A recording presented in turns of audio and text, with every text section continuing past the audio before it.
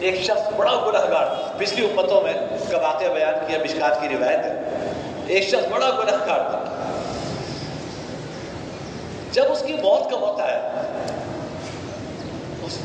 اس نے اپنے بچوں سے کہا کہ بیٹا دیکھو میں بہت گنہگار ہوں، میں نے اپنے اوپر بہت ظلم کیا ہے،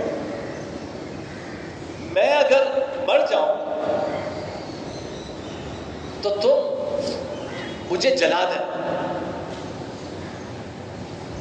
میری راکھ ہوا میں اڑا دینا، کیونکہ میں باری تعالیٰ سے بڑا ڈرتا ہوں، اگر باری تعالیٰ کے ہاتھ میں آ گیا تو مجھے چھوڑیں گے. سب اس نے جذبات میں کہا، اللہ تعالیٰ تو ہر چیز پہ قادر ہے، لیکن جذبات میں اس نے اپنے بچوں کو یہ وصیت کی کہ میں مر جاؤں تو مجھے جلا دینا، جلا کے میری راکھ ہوا میں اڑا دینا، مجھے باری تعالیٰ سے ڈر لگتا ہے، اگر میں ان کے ہاتھ آ گیا تو مجھے چھوڑیں گے.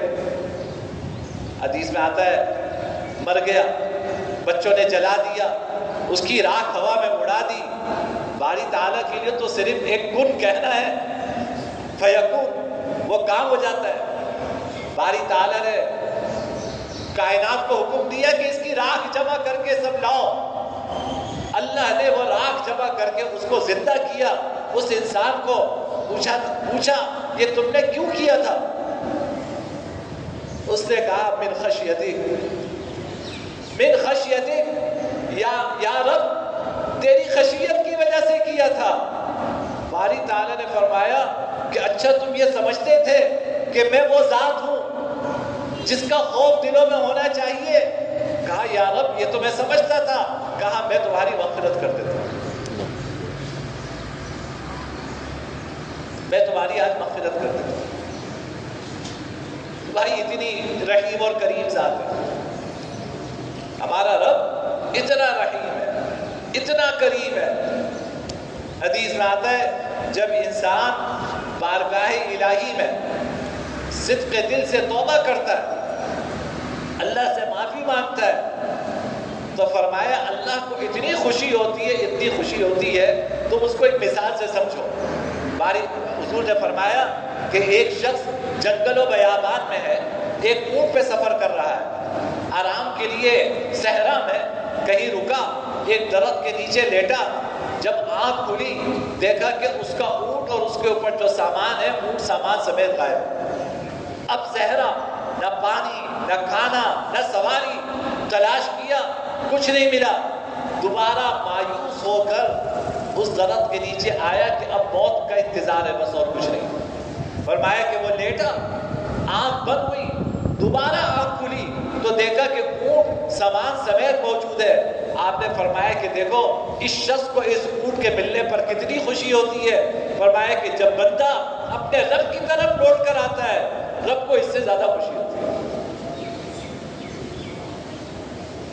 جب انسان اپنے رب کی طرف لوٹتا ہے، رب کو اس سے زیادہ خوشی ہوتی ہے جتنی خوشی اس مسافر کو اپنی سواری ملنے سے ہوتی ہے، اس پانی ملنے سے ہوتی ہے، اس کھانا ملنے سے ہوتی ہے. تو میرے بھائی پکی توبہ اللہ سے کریں، اللہ سے توبہ کریں.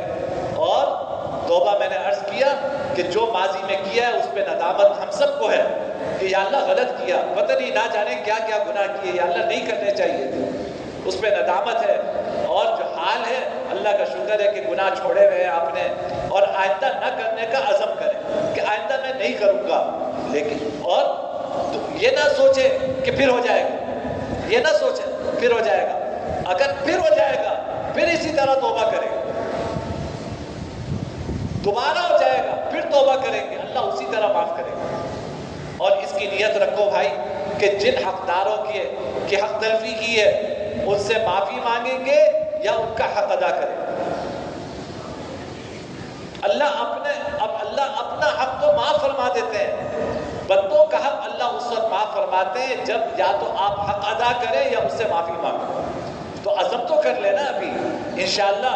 یہاں سے جانے کے بعد جس کا کوئی حق ہے، کسی کے پیسے دبائے ہوئے ہیں، کسی کی زمین دبائی ہوئی ہے، کسی کا کوئی حق آپ کے اوپر ہے، یہاں سے جانے کے بعد اس سے معافی مانگیں گے اور اگر معاف نہیں کرے گا تو اس کے حق کی ادائیگی کی کوشش شروع کریں گے انشاءاللہ۔ اس عزم کے ساتھ جب یہاں سے اٹھیں گے اللہ سارے گناہ ہمارے معاف فرمائے گا۔ اور یہ سلسلہ پورے رمضان جاری رہنا چاہیے، پورے رمضان کیا پوری زندگی جاری رہنا چاہیے کہ جب غلطی ہو جائے اللہ سے توبہ کر کے معافی مانگ کر آگے نیا سفر شروع کریں۔